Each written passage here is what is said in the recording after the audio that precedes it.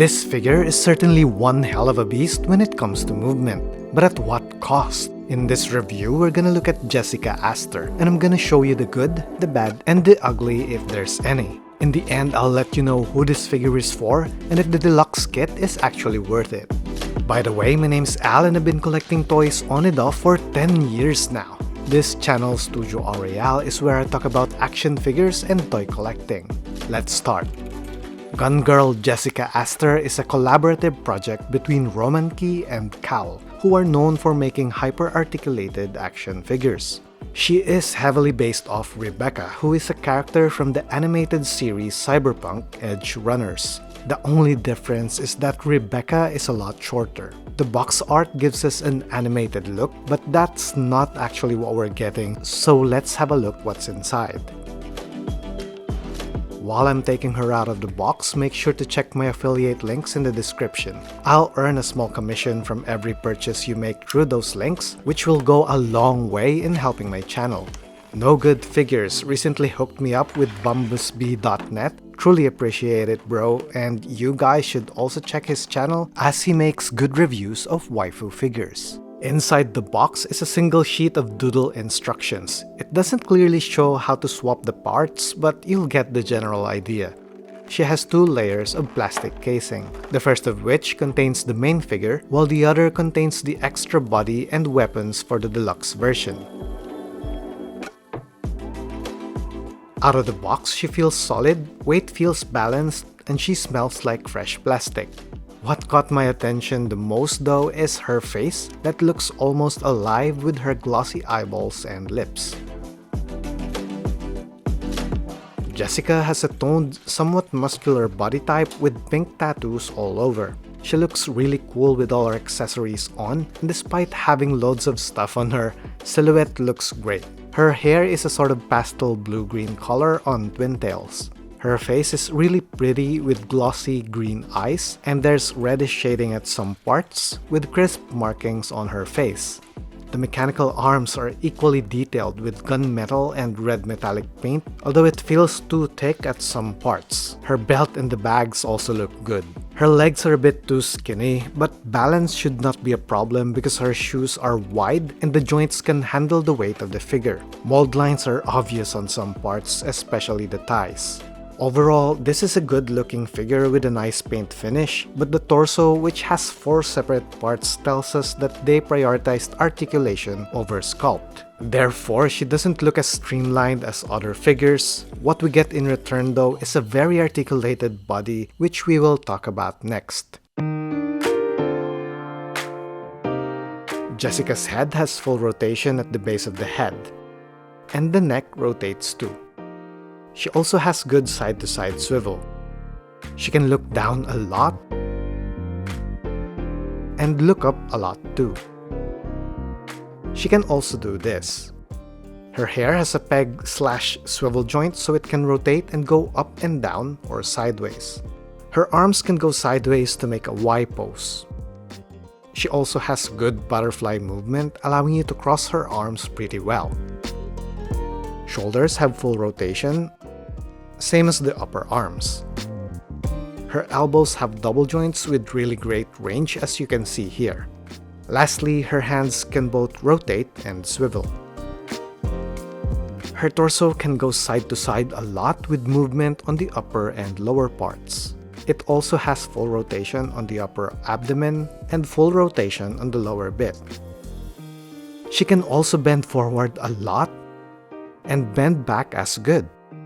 Here you can see the extent of that movement.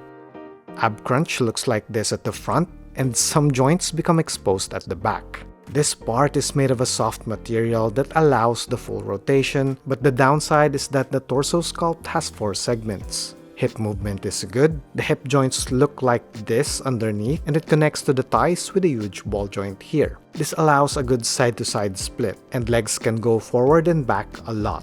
This part on her bum is again made of soft plastic, which might get deformed, but it's an innovative design that allows greater range of motion. She has thigh rotation, and legs have double joints offering great range too. Her feet has full rotation and swivels forward and back quite well, leading to a nice pivot. She also has a toe bend.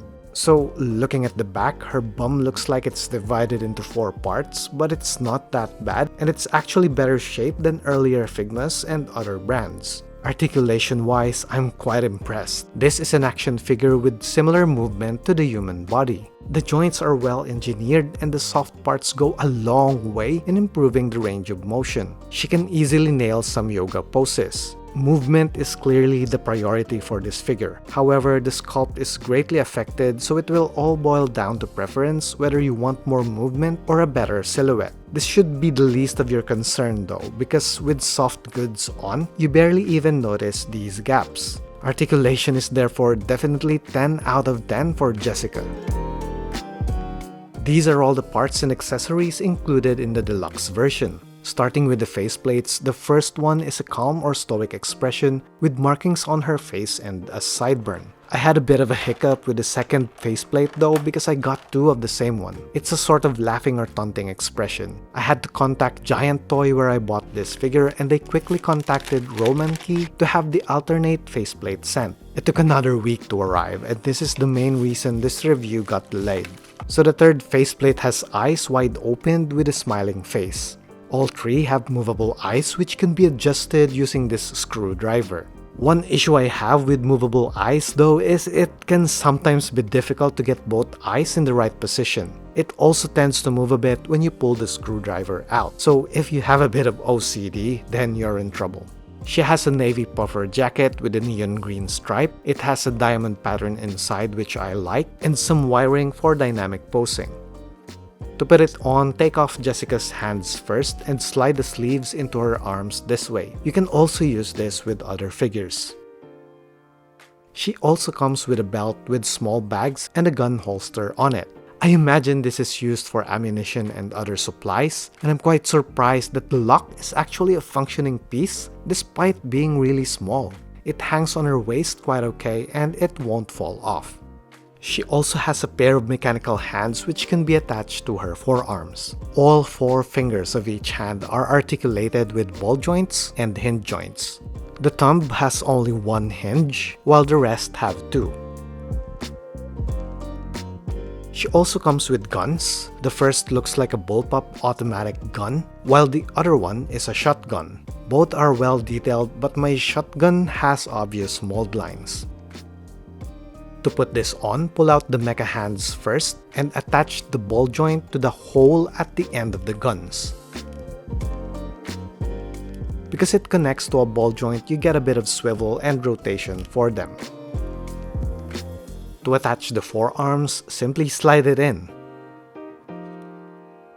You can also use both guns simultaneously on one arm by using this black piece of plastic that comes with the deluxe version. Simply replace the hand with this piece and put both guns onto the ball pegs. This combination of guns and arms gives Jessica some customization options and a lot of playability. By the way, the mech arms and guns have a hook which you can use with the belt to hang them on her waist. Simply slide them into the belt and that's it. I think this is a nice gimmick and also adds character to the figure. Jessica has a silver handgun that fits onto her belt's holster. For her to wield it, simply slide it into the gun-holding hands and attach the hands onto her forearm. I love how you can mix and match how she will use her weapons. So for the hands, she has a pair of gun-holding hands, opened sexy hands, opened hands flat on the floor, accessory holding hands, relaxed opened hands, and closed fists. She comes with a black stand with a flexible arm and claws. It screws into the base snugly and looks like this as a whole. With the deluxe version, we also get this extra hair part. You can make it longer or shorter with this piece. You also get a spare body with no tattoos, 2 pairs of extra underwear, replacement hand and feet joints, spare arms, a neck joint, and a non-mechanical neck part.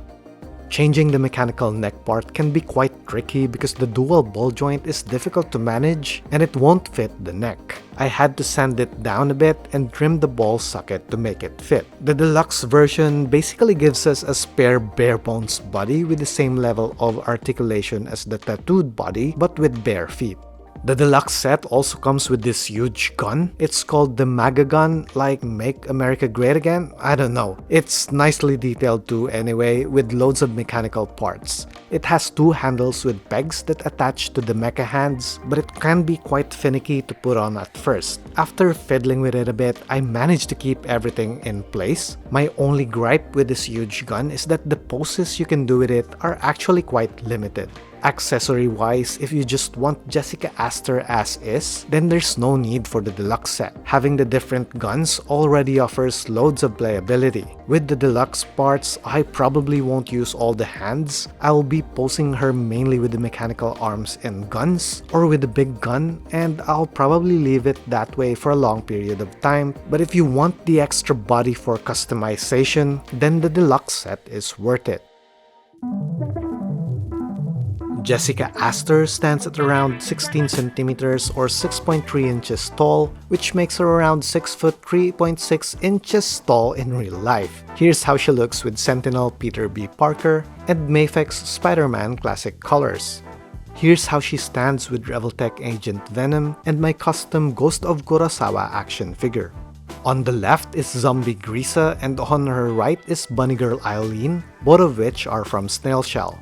Here's Figma Alice from Nikkei and Figma Veronica Sweetheart, and Jessica is taller than both. Jessica looks bigger than most of my female figures and even some of my male ones. I think she caters more to the Western market and will look good with Western brands, but when it comes to posing her with other figures, this height and size difference barely matters and would not look as obvious as if they were standing side by side. Before I go to my final thoughts, I just wanted to say that 92% of my viewers have not subscribed on my channel, so if this is you, I appreciate if you do hit the subscribe button. You'll be helping my channel for free. And as always, thanks to the guys who watch and leave comments. I appreciate you all, and let me know what you think on the comments. So, for the good, the articulation is way beyond my expectations, and that's what makes this figure shine. She's as flexible as the human body can be, and this means posing will be an enjoyable experience for anyone. Another strong point are the faceplates. They all look pretty and almost realistic with just a hint of anime. The paint finish on the accessories are also on point. The torso sculpt was sacrificed a bit, but actually it doesn't look that bad and it will mostly be hidden under her jacket anyway.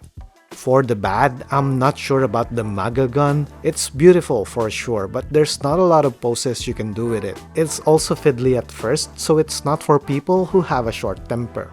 Maybe she can use it this way, but then you need another person to press the trigger. So for me, it's nice to have, but it's not essential. There's nothing ugly about this figure at all, although I'm just not 100% sure about this faceplate. I think it's just personal taste, but I'd rather have an angry or fighting face instead. Also, if I'm gonna nitpick, these mold lines on her thighs are too obvious, especially in some angles. So, who is this figure for? Well, if you like sci-fi and cyberpunk, then you'd absolutely love this. She's an eye candy, and the buttery joints are a nice bonus. Now, should you buy the deluxe version? I feel this would really make sense for someone who loves to customize action figures. It would be nice to get some soft goods for this extra body. Maybe you'd want to repaint her hair and just create a new character altogether. Let me know what you think about this figure, and if there's something you'd want to change, make sure you leave a comment down below. Thanks for watching. Rest well, this is Studio Aureal, and I'll see you on the next one.